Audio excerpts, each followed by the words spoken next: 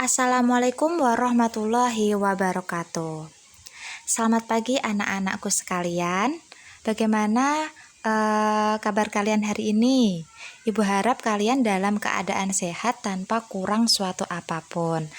Nah, di sini kita akan belajar tentang apa ya nanti ya? Sebentar, sebelum kita masuk ke dalam pembelajaran kita hari ini, siapa yang masih ingat pertemuan minggu lalu kita belajar tentang apa? Ayo, minggu lalu kita belajar tentang apa? Minggu lalu kita belajar mengenai ruang dan interaksi antar ruang. Nah, kita ingat-ingat dulu nih. Ruang kemarin apa nih pengertiannya? Coba.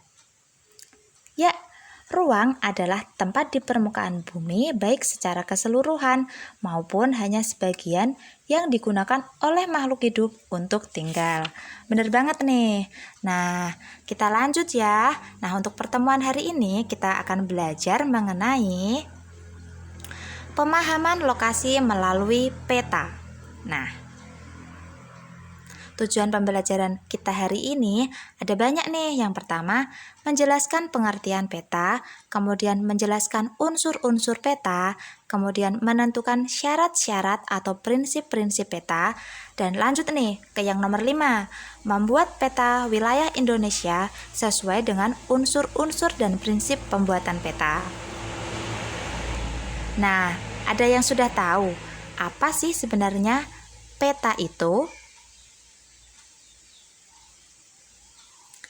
Ya, benar banget. Peta adalah gambaran permukaan bumi pada suatu bidang datar dan diperkecil dengan menggunakan skala. Nah, selanjutnya ada komponen atau unsur-unsur peta. Komponen atau unsur-unsur peta ini ada banyak sekali nih anak-anak. Yang pertama ada judul peta, kemudian ada skala peta, ada orientasi utara atau orientasi arah, kemudian ada simbol peta, kemudian ada garis koordinat, ada inset, dan ada legenda.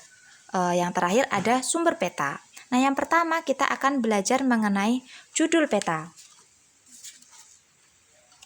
Judul peta merupakan salah satu komponen peta yang menunjukkan isi suatu peta. Sebagai contoh, judul sebuah peta di sini ada Peta Administrasi Provinsi di Yogyakarta. Kemudian ada peta penggunaan lahan di Indonesia, ada peta persebaran daerah banjir di Yogyakarta, dan peta persebaran sumber daya alam di Indonesia. Nah, sesuai dengan judulnya, Peta Administrasi Provinsi di Yogyakarta, berarti peta tersebut menggambarkan wilayah administrasi di Provinsi Yogyakarta. Kemudian bila peta persebaran daerah banjir di Yogyakarta, berarti peta tersebut menggambarkan daerah mana saja yang intensitas banjirnya tinggi di Yogyakarta, seperti itu. Nah, kita lanjut ke komponen yang nomor 2, skala peta. Skala peta menunjukkan perbandingan antara jarak di peta dengan jarak sesungguhnya di lapangan. Nah, ini coba diperhatikan dengan baik ya. Yang pertama ada skala angka. Nih, 1:175.000. Kemudian yang kedua ada skala garis atau skala grafis. Ini bentuknya kotak ya, seperti ini. Nah, ini skala angka. Ada 1:175.000. Dibaca 1 cm di peta. Nah, ini angka yang satunya ini merupakan angka yang di peta. Kemudian yang 175.000 merupakan jarak sebenarnya. Jadi setiap 1 cm di peta sama dengan 175.000 cm di lapangan atau jarak sebenarnya. Paham ya? Atau 1 cm di peta sama dengan 1,75 km. Karena apa? 175.000 cm jika dijadikan ke dalam kilometer menjadi 1,75 km. Nah, skala angka pada umumnya menggunakan satuan cm. Jadi jika tidak disebutkan satuannya di belakang angka, di belakang angka 175.000 nih, berarti angka tersebut satuannya yang digunakan adalah sentimeter. Begitu ya. Nih, 1 banding berapa nih bacanya? 1 banding 15.000, berarti dibacanya 1 cm di peta sama dengan 15.000 cm di lapangan. Atau 1 cm di peta sama dengan berapa kilometernya? Coba dihitung. 0,15 km di lapangan. Nah, jenis-jenis skala ini berdasarkan ukurannya dibedakan menjadi 5 anak-anak. Coba, ini diperhatikan ya, dipahami dengan baik-baik. Yang pertama ada peta kadaster.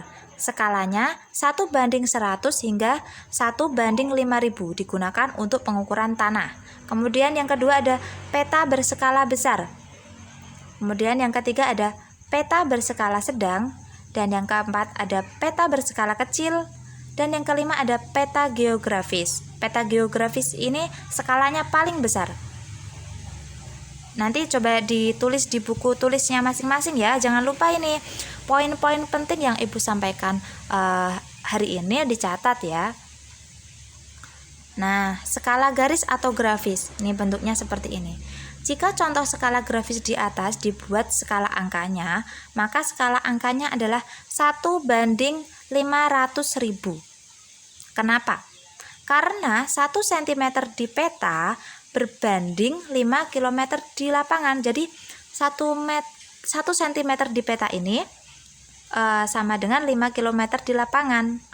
Satuan dalam kilometer diubah menjadi sentimeter, sehingga 5 km jika diubah ke dalam sentimeter menjadi 500.000 cm. Karena itu skala peta, skala angkanya menjadi 1 banding 500.000 cm. Seperti itu ya. Ini dia.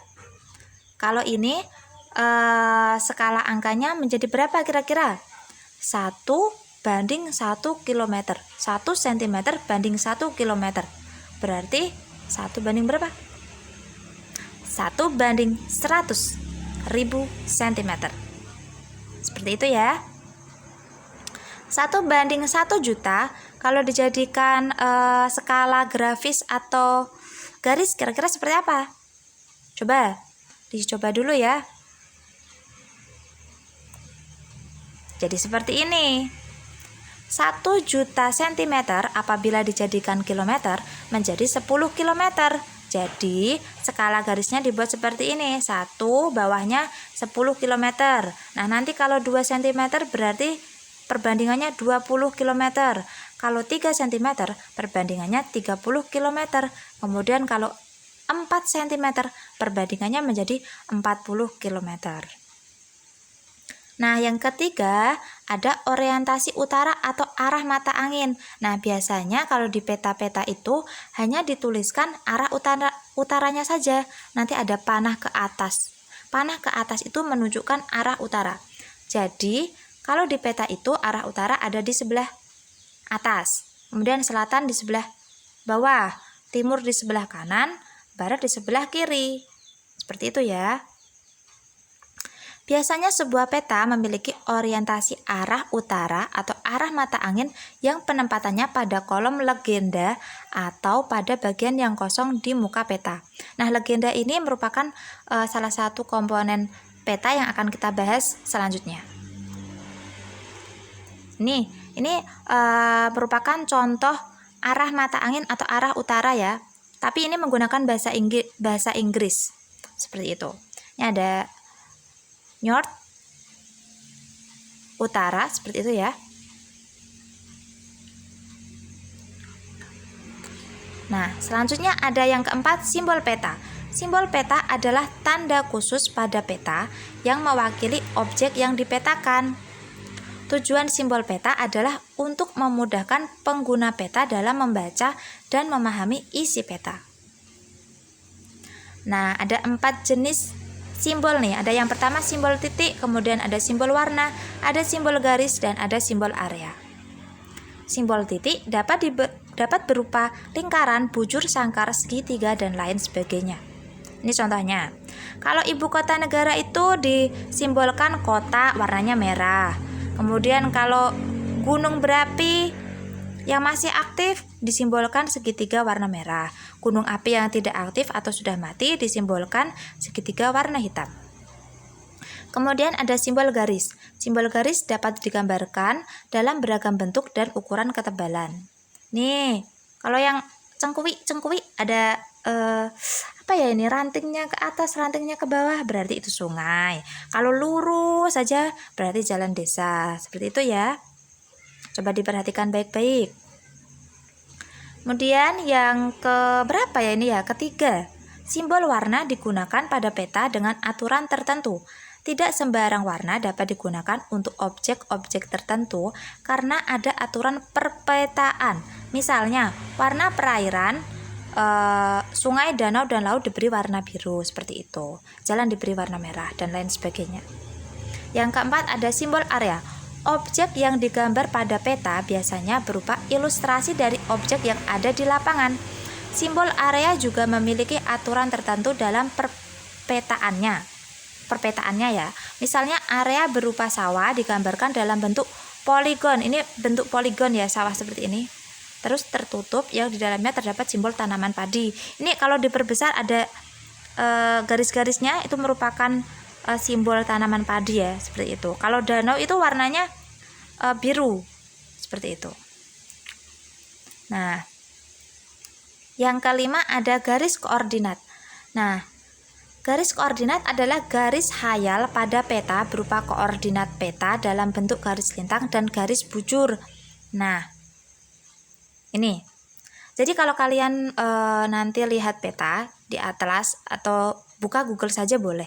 Itu nanti ada semacam garis yang tidak terlalu jelas. Nah, kalau yang seperti ini vertikal ke atas, ini disebut garis bujur. Kemudian kalau yang melintang horizontal, ini yang tidur, itu disebut garis selintang. Nah, itu nanti ada penjelasannya lagi. Ini ditunjukkan. Yang panah baru muncul ini garis lintang. Nah, yang keenam ada inset. Inset adalah peta kecil yang ada pada suatu peta untuk menunjukkan lokasi daerah yang dipetakan di antara lokasi lainnya yang lebih luas. Nah, misalnya anak-anak, kita punya peta wilayah Indonesia, tapi wilayah Pulau Jawanya itu tidak terlihat secara jelas. Nah, kita ingin memperjelas wilayah atau Pulau Jawanya. Nah, itu nanti dibuat insetnya. Jadi di peta Indonesia itu ditambahin lagi peta kecil yang hanya menggambarkan Pulau Jawa. Nah, itu disebut dengan inset. Nah, ini anak-anak, ini kan ada apa ini? Peta perakiraan sifat hujan musim kemarau tahun 2012, zona musim di Provinsi Jawa Timur. Ini ada peta mana ini? Jawa Timur ya. Terus ini mau memperbesar Pulau Bawean sama Pulau Kangean. Nah, itu disebut dengan inset. Seperti itu. Ini yang kecil di sini juga inset. Kalau ini petanya itu peta utamanya itu yang daerah kecil, tapi ini insetnya seperti ini ya. Ini juga bisa seperti ini. Nah, yang ketujuh ada legenda. Legenda ini apa? Legenda menunjukkan keterangan semua objek yang ada atau muncul pada muka peta.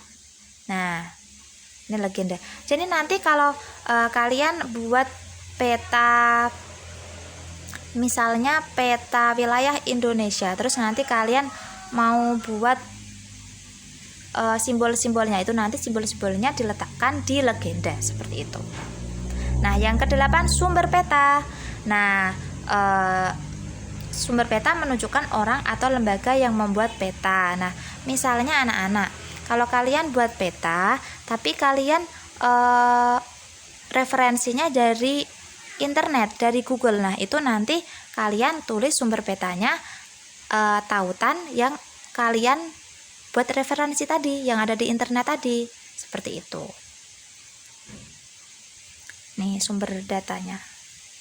Ini di sini sumber data. Tapi kalau ini sumber datanya itu karena yang buat aslinya ini sumber data peta dasar Bako Surtanal dibuat sendiri, ya langsung ditulis namanya. Tapi kalau kalian buatnya itu referensinya dari internet, berarti kalian menuliskan sumber petanya merupakan tautan dari internet.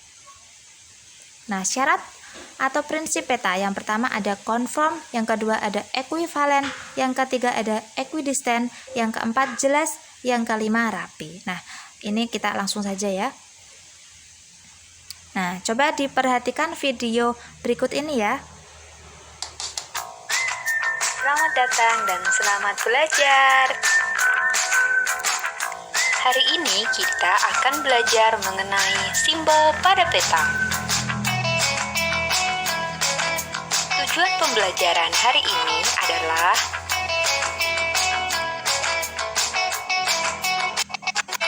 Kita langsung saja ya. itu simbol pada peta dengan menggunakan skala. Kemudian, apa itu simbol pada peta? Simbol pada peta adalah tanda yang ada pada peta.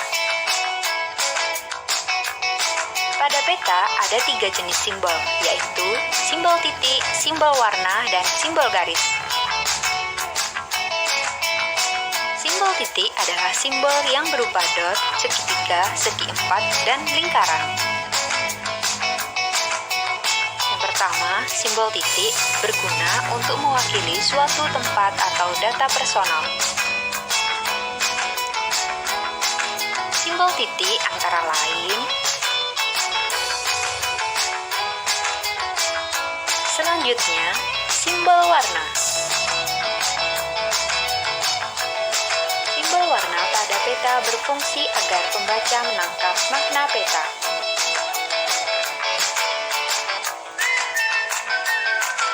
Simbol warna dibagi dalam 4 bagian besar.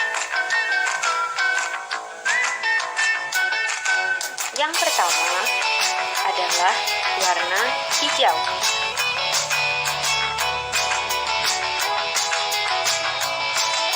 Yang kedua adalah warna biru.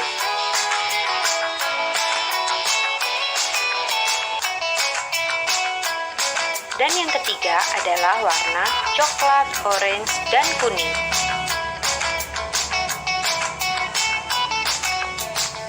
Kemudian yang terakhir adalah putih.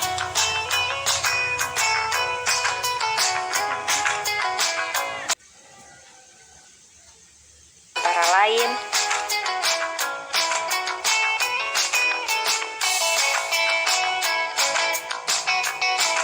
selanjutnya kita akan mempelajari simbol garis. Simbol garis antara lain Sudah ya?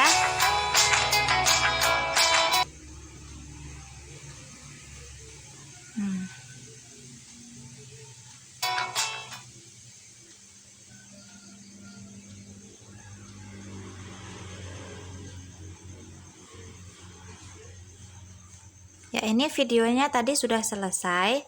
Nah, aduh, mulai lagi, nggak apa-apa. Nah, ini dia tugas individu yang akan kita laksanakan selama 1 minggu ke depan. Apa nih kira-kira tugasnya? Nah, tugasnya buatlah peta wilayah Indonesia dengan ketentuan sebagai berikut anak-anak. Yang pertama, kertas A4. Tahu kan kertas HVS A4? Atau kalau tidak punya kertas HVS A4, bukan HVS ya? Iya, HVS A4 itu bisa menggunakan buku gambar ya, buku gambar A4. Nah, kemudian buatlah peta tersebut itu memuat unsur-unsur peta tadi. Unsur-unsur peta ada judul peta, skala peta, orientasi arah, simbol peta, garis koordinat, legenda, dan sumber peta. Dibuat semuanya seperti itu ya. Jadi nanti kalau buat petanya itu ada judulnya, peta wilayah Indonesia. Kemudian kalian buat skalanya berapa, orientasi arahnya juga dibuat seperti itu. Nah, petanya diwarnai dengan pensil warna biar rapi, biar indah, biar lebih menarik seperti itu. Nah, peta yang kalian buat dikumpulkan dalam bentuk foto, dibuat ya yang jelas. Nah, kemudian pembuatannya ini kan 1 minggu. Nah, kemudian dikumpulkan minggu depan. Nah, untuk ketentuan pengumpulannya itu Ibu sampaikan minggu depan ya. Mau dikirim via WA atau via Google Form, atau mungkin besok akan dikumpulkan kalau sudah masuk, seperti itu. Itu nanti akan Ibu sampaikan minggu depan. Yang jelas kalian dalam minggu ini silahkan membuat peta tersebut sebaik mungkin, semenarik mungkin, seperti itu. Ya, mengerti ya, paham ya? Nanti kalau ada yang kurang paham silahkan ditanyakan. Maaf ya, silahkan ditanyakan Japri langsung kepada Ibu ya, seperti itu. Nah, sudah selesai materi kita hari ini. Seperti itu. Nah, semoga apa yang Ibu sampaikan dalam pembelajaran kita hari ini bermanfaat bagi kalian semua, juga bagi Ibu. Semoga materinya itu benar-benar tersampaikan kepada kalian. Jadi tidak hanya masuk kuping kiri, keluar kuping kanan, masuk kuping kanan, keluar kuping kiri, seperti itu ya. Sekian materi yang dapat Ibu sampaikan. Banyak salah atau kurang kata, Ibu mohon maaf. Wabillahi taufik wal hidayah. Wassalamualaikum warahmatullahi wabarakatuh.